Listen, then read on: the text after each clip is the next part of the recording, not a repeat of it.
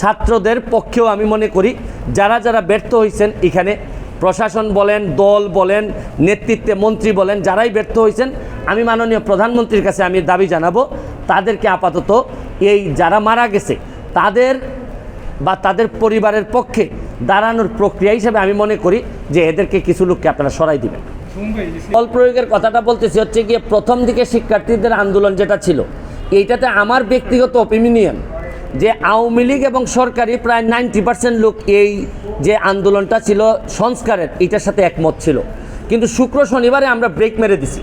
আমরা যারা আওয়ামী লীগের বা বঙ্গবন্ধুর আদর্শরে ধারণ করি বা মুক্তিযুদ্ধের চেতনা, আমরা ব্রেক মারছি হচ্ছে গিয়ে শুক্রবারে। কারণ শুক্রবারে আর শনিবারে যা ঘটছে এইটা আর তখন আমাদের মনে হয়েছে যে এখানের মধ্যে অন্য রাজনীতি আছে।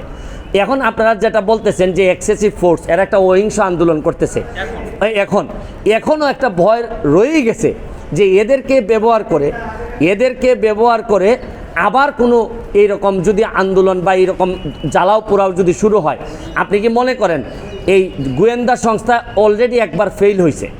আমার কাছে মনে হয় যে গোয়েন্দা সংস্থার ব্যর্থতার কারণেই তো শুক্র শনিবারে এই ধরনের ঘটনা ঘটলো।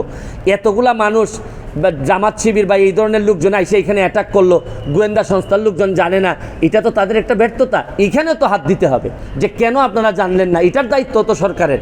এখন আমি মনে করি যে হয়তো এক্সট্রা কশন থেকে যে কেউ যেমন ধরেন এই 6 জন সমন্বয়ককে যে ধরা হয়েছে, আমাকে আনঅফিসিয়ালি জানানো হয়েছে যে তারা চায় আন্দোলন কোটার জন্য, বৈষম্যমূলক আন্দোলন। এইটা শেষ করার পরও দেখা যাচ্ছে যে এদেরকে বাইরের একটা ইনফ্লুয়েন্স, যারা আসলে কোটার সাথে সম্পর্কিত না, এরা রাষ্ট্রের বিরুদ্ধে, তারা তাদেরকে ইনফ্লুয়েন্স করার চেষ্টা করতেছে।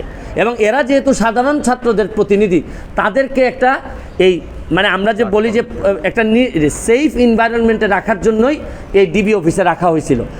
এদের যুক্তি দেখাচ্ছে, এটা আপনারা বিশ্বাস করতেও পারেন, নাও করতে পারেন, এই জন্যই তো আজকে ছেড়ে দেওয়া হয়েছে। তো ওভারঅল আমি মনে করি এখন যেটা গুরুত্বপূর্ণ, প্রথমেই আপনাকে বলি, কাউকে ইচ্ছার বিরুদ্ধে কোনো জায়গায় আপনি আটকে রাখতে পারবেন না, এটা একদম প্লেইন একটা ল।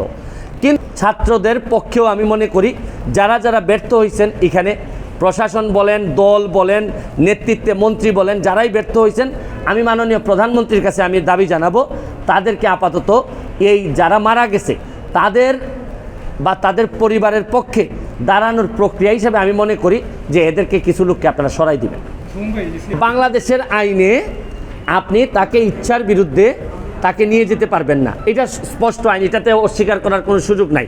তারা দেখা গেল যে স্টেটমেন্টও দিয়েছেন, আমি দেখলাম যে মনে করলাম যে স্টেটমেন্টটাও জোর করে আদায় করা হয়েছে, এই ধরনের কথা মনে করলাম। আমি প্রথমেই আপনাকে বলি, কাউকে ইচ্ছার বিরুদ্ধে কোনো জায়গায় আপনি আটকে রাখতে পারবেন না, এটা একদম প্লেইন একটা ল।